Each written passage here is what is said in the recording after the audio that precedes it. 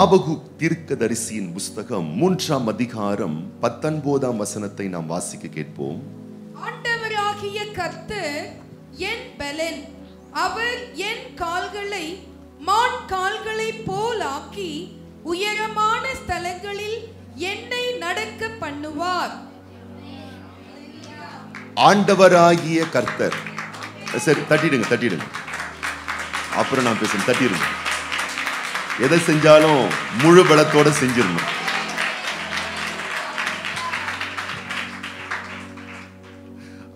ஆண்டவராகிய கர்த்தர் என் பெலன்.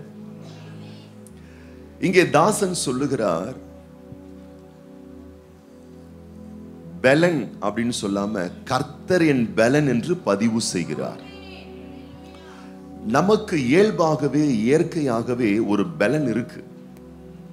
அந்த பலத்தை வைத்துதான் இன்னைக்கு நம்ம முழித்து விழித்து குளித்து ஆயத்தமாகி இங்க நம்ம வந்திருக்கோம். அந்த பலத்தை வச்சுதான் உழைக்கிறோம். அந்த பலத்தை வச்சுதான் வாழ்க்கையில நம் அன்றாட கடமைகளை நம்ம நிறைவேற்றுறோம். இந்த உடலை படைத்த தேவன் இந்த உடலுக்குள்ளாகவே ஒரு பலத்தை ஆற்றலை வச்சிருக்காரு. ஆனா இந்த பலன் எப்படிப்பட்ட பலன் என்றால், ஒரு அளவுக்குட்பட்ட ஒரு பலன்.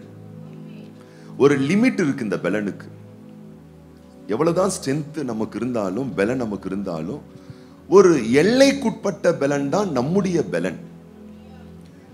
ஆமா, காலையில நம்ம கொஞ்சம் சாப்பிட்டு பிரிஸ்கா ஒரு ஒர்க் நம்ம ஆரம்பிக்கிறோம்னா, அந்த சாப்பிட்டு காலையில இருந்து அந்த பவரை வச்சு ஒரு 11 மணி 12 மணி 1 மணி வரைக்கும் வண்டி ஓடும். 1 மணிக்கு மேல கொஞ்சம் பெட்ரோல் போடணும், வவுத்துக்கு போட்டு கொஞ்சம் மறுபடியும் ஸ்ட்ரென்தன் பண்ணணும், கொஞ்சம் ஆற்றலை ஏத்தி, அதுக்கப்புறமா அதை வச்சு இன்னும் கொஞ்ச நேரம் நம்ம என்ன பண்ணலாம், கடத்தலாம். இப்படிதான் போயிட்டு இருக்கு பாருங்க நம்முடைய பலன் எல்லாமே. இயல்பாக இயற்கையாக ஒரு பலன் நமக்கு இருக்கு, நமக்கு தெரியும். அந்த பலன் எல்லாம் ஒரு எல்லைக்குட்பட்ட ஒரு பலன், ஒரு வகை அறைக்கு உட்பட்ட ஒரு பலன். எந்த மனிதனை ஆனாலும், அவங்க எப்படிப்பட்ட ஒரு பாடி பில்டரா இருந்தாலும் சரி, பெரிய ஜாம்பவானா இருந்தாலும் சரி, இந்த மாம்ச சரீரத்திலே அவர்கள் வாழ்கின்ற வாழ்க்கையிலே அவர்களால் ஒரு முழுமையான ஒரு பலன் நிறைவோடு வாழ முடிகிறது கிடையாது. நியாயாதிபதிகளின் புஸ்தகத்திலே சிம்சோன் என்று சொல்லப்படுகிற ஒரு பெரிய பராக்கிரமசாலியை குறித்து நாம் வாசிக்கின்றோம். வேத புஸ்தகத்துல அவனை மாதிரி ஒரு பவர்ஃபுல்லான மனுஷனை நீங்க பார்க்கவே முடியாது. அவன் என்ன பண்றான், ஒரு நாள் அவன் ஒத்த மனுஷன், அவனை காலி பண்றதுக்காக 1000 போர் வீரர்கள் வருகிறார்கள், யுத்த வீரர்கள். யுத்த வீரர்கள் என்று சொல்லப்படும் பொழுது பயிற்றுவிக்கப்பட்டவர்கள், பல தரமான ஆயுதங்களை கரத்தில் வைத்திருக்கக்கூடியவர்கள். 1000 பேர் வரா இவனை எதிர்க்க. ஆனா இவன் ஒரே ஆள் தான். என்ன பண்ணானா, வேதம் சொல்லுகிறது, ஒரு கழுதையின் தாடை எலும்பை எடுத்து 1000 பேரை காலி பண்ணிட்டானா, அடிச்சு போட்டானா பாருங்க. ஆட்கள் எல்லாம் சும்மா குவியல் குவியலா நிக்கிறாங்களாம். அப்படி பண்ணிருக்கான் பாருங்க. அப்படிப்பட்ட ஒரு பலன். ஆனா அடிச்சு முடிச்சதுக்கு அப்புறமா பைபிள் சொல்லுது, தாகத்தினால் நாவு வறண்டு போய் பலன் குன்றி ஜீவன் போக தான் மரிக்க போகிறேன் என்று சொல்லி கலங்கி கர்த்தரை நோக்கி அவன் பார்த்து தன்னை பலத்தால் இடை கட்டி கொள்ளுகிறான். அப்போ இன்னைக்கு நான் சொல்றேன், வாழ்க்கையில மனிதர்களாகிய நமக்கு பல வகையான பவர் இருக்கு. சில பேர் சொல்லுவாங்க மணி பவர்னுவாங்க, பண பலம். சில பேர் சொல்லுவாங்க ஆள் பலம்னு சொல்லுவாங்க இல்லையா, எனக்கு மக்கள் செல்வாக்கு இருக்கு, ஆள் பலம் இருக்கு அப்படின்னு சொல்லுவாங்க. சில பேர் சொல்லுவாங்க power, muscle power, physical body power, பலன் இருக்கு அப்படின்வாங்க. இப்படி ஒவ்வொரு விதத்துல பலன் பவர் இருக்குன்னு சொல்லுவாங்க. ஆனா எல்லாமே நான் சொல்றேன் ஒரு லிமிட்டுக்கு உட்பட்டது. எவ்வளவுதான் மணி பவரா இருந்தாலும் அது பெரிய ஒரு காரியத்தை அவங்களுடைய வாழ்க்கையில முழுமையா செஞ்சிருது இல்ல, அதை கடந்த பல விஷயம் இருக்கு. எவ்வளவுதான் மக்கள் செல்வாக்கு இருந்தாலும் சில இக்கட்டுகள் என்று வரும் பொழுது அவங்களாலையும் ஒன்றும் பண்ண முடியாம திண்டாடக்கூடிய சூழ்நிலைகள் வந்து விடுகிறது பாருங்கள். அப்ப இன்னைக்கு இந்த புதிய மாதத்துல கர்த்தர் நமக்கு கொடுக்கிற ஒரு அற்புதமான செய்தி என்னவென்றால், உங்களுக்கு இன்னும் அதிகமான பலன் தேவைப்பட போகிறது. நீங்கள் உழைக்க பிழைக்க, ஊழியங்கள் செய்ய, தொழில் செய்ய, குடும்ப வாழ்வில் சீரும் சிறப்புடன் வாழ இன்னும் உங்களுக்கு அதிக மனபலன், உடல் பலன், உயிர் பலன், இப்படின்னு நிறைய பலன் உங்களுக்கு தேவைப்படுகிறது. அப்போ இதுவரை உங்கள் வாழ்வில் வெளிப்படாத பலத்தை நீங்கள் இந்த மாதத்திலே பெற்று அனுபவிக்க போகிறீர்கள். அப்ப எந்த பலன் நமக்கு போதுமானதா இருக்கும் அப்படின்னு கேட்டீங்கன்னா, நம்ம கிட்ட இருக்கிற அந்த கொஞ்ச பலனோட நம்ம என்ன பண்ண போறோம்? தேவ பலத்தை கூட்டிக் கொள்ள போறோம். அப்ப ஏற்கனவே நமக்கு ஒரு பலன் இருக்கு, நல்ல விஷயம் தான். ஆனா அந்த பலத்தை வச்சு வாழ்க்கையில் நாம் முழுமை அடைந்து விட முடியாது. அப்ப நாம் முழுமை அடைவதற்கும், இந்த மாதத்தில் வெற்றிகரமாய் வாழ்ந்திருப்பதற்கும், இனி வருகிற நாட்கள் எல்லாம் நம்முடைய நல்நோக்கங்கள் நிறைவேற்றப்படுவதற்கும் நமக்கு, சொல்லுங்க பார்க்கலாம், மோர் பவர், இன்னும் பலன் தேவைப்படுகிறது என்பதை உணர்ந்த ஆண்டவர் இன்றைக்கு சில தரமான சத்தியங்களை நமக்கு சொல்லிக் கொடுத்து அந்த சத்தியத்தை சாத்தியமாக்கி நம்ம இன்னும் அதிகம் உள்ள பலவான்களாய் தேவாதி தேவன் நம்மை மாற்ற விரும்புகிறார். நம்முடைய கையின் பிரயாசங்கள்ல, குடும்ப நல் வாழ்க்கையில நம்முடைய நல்நோக்கங்கள் நிறைவேற்றப்பட கர்த்தர் இன்னும் அதிக பலத்தை அவர் நமக்கு தந்திரல போகிறார். எத்தனை பேர் நீங்க விசுவாசிக்கிறீங்க? அல்லேலூயா. பக்கத்துல பார்த்து சொல்லுங்க, இந்த பலன் போதுமா, இன்னும் கொஞ்சம் வேணுமா? எத்தனை பேர் சொல்றீங்க போதும்னு? போதவே போதாது, இன்னும் கொஞ்சம் வேணும். பக்கத்துல பார்த்து சொல்லுங்க, இன்னும் கொஞ்சம் வேணும்னா இன்னும் கொஞ்சம் வசனத்தை கவனிங்க. அல்லேலூயா. அப்போ இன்னும் கொஞ்சம் பலன் நம்மளை கூட்டிக் கொள்ள வேண்டும் என்பது வாழ்க்கையில் இன்றியமையாத ஒன்றாய் இருக்கிறது. பாருங்க, வீட்டில் சிலிண்டர் யூஸ் பண்றோம். ஃபர்ஸ்ட் நம்ம ஆர்டர் பண்ணி வாங்கும்போது சிங்கிள் சிலிண்டர், ஒரு சிலிண்டர் வாங்கியிருப்போம். என்ன ஆகும்? ஃபேமிலியில் நபர்கள் அதிகமாவார்கள், சாப்பாடும் விதவிதமாக இன்னும் செய்ய ஆரம்பிப்போம். ஒரு சிலிண்டர் என்ன ஆகாது? பத்தாது. 30 நாளைக்கு பத்தாது. என்ன பண்றோம்? அடிஷனல் சிலிண்டரை ஆட் பண்றோம், 2 சிலிண்டரா மாத்துறோம். அப்போ அந்த சிலிண்டருடைய அந்த பவர் என்ன ஆகல, நமக்கு போதல, ஆட் பண்ணிடுறோம். ஆரம்பத்தில் கல்யாணம் புதுசுல கேஸ் ஸ்டவ்னு பார்த்தீங்கன்னா 2 அடுப்பு, 2 பர்னர் போட்டு 2 இருக்கும். அப்புறம் குழந்தைங்கள்லாம் பிறந்துருவாங்க, இன்னும் வீட்டில் எல்லாம் பெருகிறோம், ஆட்கள் அதிகமாகும். இப்போ ஸ்டவ்வை மாற்றுவோம். என்னவா மாற்றுவோம்? இப்போ சொல்றாங்க பாருங்க, ஒரே கேஸ் ஸ்டவ் தான் 5 அடுப்புகள், சில பேர்லாம் 6 அடுப்புகள், அட்வான்ஸ்டா வந்துருச்சு. ஒரு காலத்துல என்ன வச்சிருந்தோம்? 2 அடுப்புகள், இப்போ பத்தல. நமக்கு ஒரு அறிவு இருக்கு பாருங்க, ஒரு நாலேஜ் இருக்கு பாருங்க. என்ன பண்றோம்? ஒரு தேவை வரும்பொழுது அதை கூட்டிக் கொண்டே இருக்கிறோம். சிலிண்டரை கூட்டுறோம், ஸ்டவ்வை கூட்டுறோம், ஏசி போடுறோம். பாருங்க, இந்த நாட்கள்ல மேக்சிமம் எல்லாரும் ஏசி யூஸ் பண்றோம்ல. நைட்ல நிறைய நம்ம யூஸ் பண்றோம். நைட்ல சூரியன் தான் இல்லை, சூடு அப்படியே இருக்குது.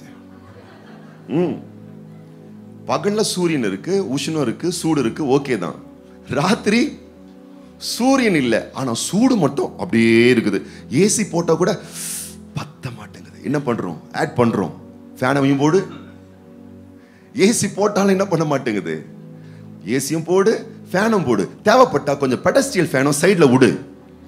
பவரை கூட்டுறோம், காத்தை கூட்டுறோம், கூலிங்க கூட்டுறோம், ஆட் பண்ணிக்கிட்டே இருக்கும். எத்தனை பேர் ஆமேன்னு சொல்றீங்க? அதிகரித்து கொண்டே இருக்கிறோம். சிங்கிள் ஃபேஸ்ல வீட்டு கரண்ட்டை நம்ம யூஸ் பண்றோம். நாட்கள் ஆக ஆக பிள்ளைகள் வளர வளர பத்த மாட்டேங்குது, 3 ஃபேஸா மாத்துறோம், கன்வெர்ட் பண்றோம், அதிகமாக்குறோம். அல்லேலூயா. இப்போ நானும் அதான் ஜெபம் பண்ணிட்டு இருக்கேன். ஆண்டவரே, பணம் பத்தல ஆண்டவரே. ஃபர்ஸ்ட் 1 கோடி ஜெபம் பண்ணிட்டு இருந்தேன், இப்போ 2 கோடி ஜெபம் பண்ணிட்டு இருக்கேன். 2 கோடி கொடுங்க ஆண்டவரே. எதுக்கு? சர்ச்சு கட்டுறதுக்கு. இன்னும் கொஞ்சம். இப்போ நான் தான் ஜெபம் பண்ணிட்டு இருக்கேன். ஆண்டவரே, 2 கோடி கொடுத்தீங்கன்னா சர்ச்சை கட்டுவேன். இன்னும் கூட எக்ஸ்ட்ரா ஒரு 2 கோடி கொடுத்தீங்கன்னா என் வீட்டையும் கட்டிடுவேன். அதோட முடிக்கலனா என் ஜபத்துல 2 கோடி கொடுத்தீங்கன்னா சர்ச்சை கட்டுவேன். இன்னும் எக்ஸ்ட்ரா 2 கோடி கொடுத்தீங்கன்னா வீட்டை கட்டுவேன். இன்னும் கூட எக்ஸ்ட்ரா சேர்த்து ஒரு 20 கோடி கொடுத்தீங்கன்னா என் சபையில இருக்கிற எல்லா மக்களுக்கும் சேர்த்து வீட்டை கட்டிடுவேன். யாருக்கு? உங்களுக்கு தான் சொல்றேன். நீங்க நம்புறீங்களோ இல்லையோ, நான் ஜெபம் பண்றேன். எனக்கு ஆசை இருக்கு. என் பிள்ளைங்களுக்கு ஏதாச்சும் செய்யணும்னு எனக்கு ஆசை இருக்கு. அது பெஸ்ட் ஆசை யோசித்து பார்த்தேன். எல்லாருக்கும் கிரவுண்ட் வாங்கி வீட்டை கட்டி விட்டுருவோம். நான் நம்புற சீக்கிரத்துல நான் அதை செய்வேன். நீங்க எது காமெண்ட் சொல்றீங்க? நீங்க என்ன ஜெபம் பண்ணா, ஆண்டவரே அவருக்கு 20 கோடினா எங்களுக்கு 1000 கோடி வேணும்.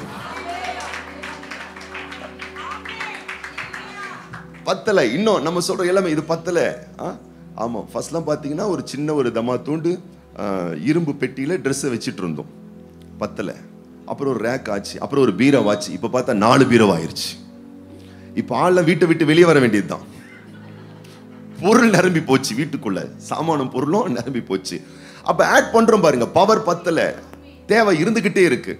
கவனிங்க, எழுத்தின் பிரகாரமாக வாழக்கூடிய வெளிப்புற வாழ்க்கையில சிலிண்டர் பத்தல ஆட் பண்றோம், ஸ்டவ் ஆட் பண்றோம், கரண்ட் ஆட் பண்றோம், ஃபேன் எல்லாத்தையும் சேர்த்துக்கிறோம், எல்லாத்தையும் அதிகரிச்சுக்கிட்டே இருக்கும், வெளிப்புற தேவைகளை அதிகரிச்சுக்கிட்டே இருக்கும். ட்ரெஸ் பத்தல ஆட் பண்றோம். ஆனா இன்னர் மேன், உள்ளான மனிதன்ல பலன் கம்மியா தான் இருக்கு. அதை எப்படி அதிகரிக்க செய்வது, அதை எப்படி இன்னும் வளர்த்தி கொள்வது என்பதை குறித்து ஒரு பெரிய விழிப்புணர்வு அற்ற ஒரு வாழ்க்கை நம்ம வாழ்ந்துகிட்டு இருக்கோம்.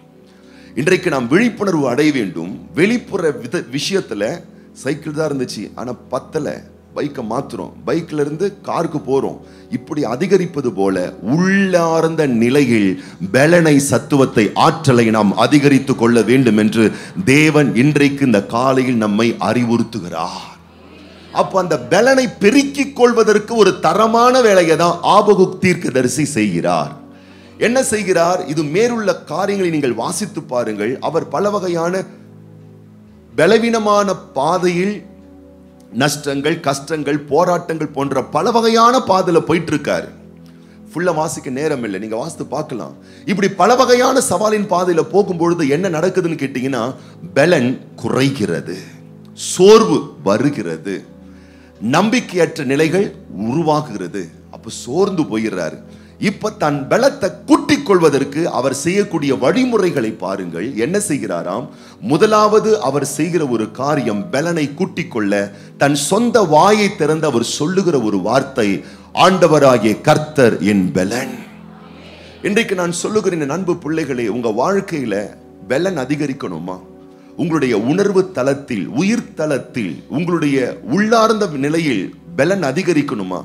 வாய்களை திறந்து நீங்க சொல்ல வேண்டிய அவசர அற்புத அறிக்கை, கர்த்தரின் பலனா இருக்கிறார்.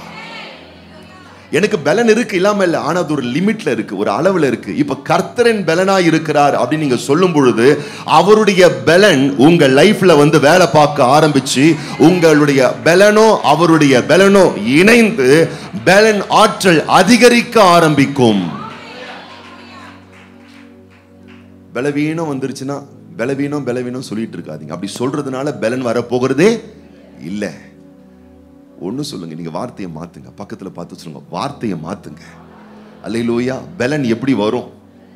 வல்லமை எப்படி வரும்? உன் வாய் மூலமா தான் வல்லமை உன் வாழ்க்கையில வரும். வல்லமைக்கு வழியே உன் வாய். நல்லா இருக்குல்ல? டைட்டில போட்டுலாம் நினைக்கிறேன் நான். உங்கள் வல்லமைக்கு வழியே எந்த வாய்? பக்கத்துல பார்த்து சொல்லுங்க, உங்க வல்லமைக்கு உங்க வாய், ஏன் வல்லமைக்கு ஏன் வாய். அந்த வாயில வர வேண்டிய வார்த்தை என்ன? கர்த்தரின் பலனாயிருக்கிறார். அடுத்தது அவர் பதிவு செய்கிறார் மிக உறுதியாக, அவர் என் கால்களை மான்களின் கால்களை போலாக்கி என்னை உயரமான ஸ்தலங்களில் என்னை நடக்க பண்ணுவார். இதுதான் உங்க வாயிலிருந்து இந்த மாதம் வர வேண்டிய வாக்கு. இந்த வாக்கு உங்களுக்கு கொடுக்கக்கூடிய வல்லமை உங்க வாழ்க்கை இன்னும் அதிக பலம் உள்ளவர்களாய் உங்களை மாற்ற போகிறது. என்ன பண்ண போறோம்? கர்த்தரின் பலன், கர்த்தரின் கால்கள். கால்கள்னா ஏதோ இந்த கால் மட்டும் நினைக்காதீங்க. கால்கள் என்றால் வாழ்வின் அஸ்திபார, உங்கள் வாழ்வின் அஸ்திபாரங்கள், உங்கள் வாழ்வின் ஆதாரங்கள், உங்கள் வாழ்வில் இருக்கக்கூடிய அடிநாதங்கள். அது ஒருவேளை பொருளாதார ஆதாரமா இருக்கலாம், உங்களுடைய சரீர ஆரோக்கியங்களா இருக்கலாம், உங்கள் குடும்ப சமாதானமா இருக்கலாம். வாழ்வின் ஆதாரங்களை கர்த்தர் என்ன செய்கிறார்? பலப்படுத்தி, உறுதிப்படுத்தி உங்கள் வாழ்வின் ஆதாரத்தை அடி மட்டத்தில் இருந்தாலும் அதை அவர் உயர்ந்த நிலைக்கு கொண்டு வருகிறார். பூமிக்கு வானம் எவ்வளவு உயரமா இருக்கிறதோ தேவனுடைய வார்த்தை சொல்லுகிறது, உங்களை குறித்த அவருடைய நினைவுகள், நல்ல நல்ல எண்ணங்கள் அத்தனை உயரமானதாய், மேன்மையானதாய், மிக மகிமையானதாய் இருக்கிறதாம். அப்ப நாம் உணர்ந்து கொள்ள வேண்டிய ஒரு விஷயம் என்ன? என்ன குறித்து அவர் உயர்ந்த நினைவோடு இருப்பது நல்ல விஷயம். ஆனா அதனால என் லைஃப்ல நான் உயர்ந்துட முடியாது. அவர் உயர்வா நினைச்சாலும் நான் நம்பணும், நான் சொல்லணும், அவர் என்னை குறித்து உயர்வா எண்ணி இருக்கிறார். அவரின் ஆதாரங்களை வலுப்படுத்துவார். என்னை உயர் தலத்திலே, அதாவது பெஸ்ட் பிளேஸ்ல, சிறந்த நிலையில, சிறந்த சூழ்நிலையில, சிறந்த மேன்மையில அவர் என்னை கொண்டு வந்து வைப்பார்.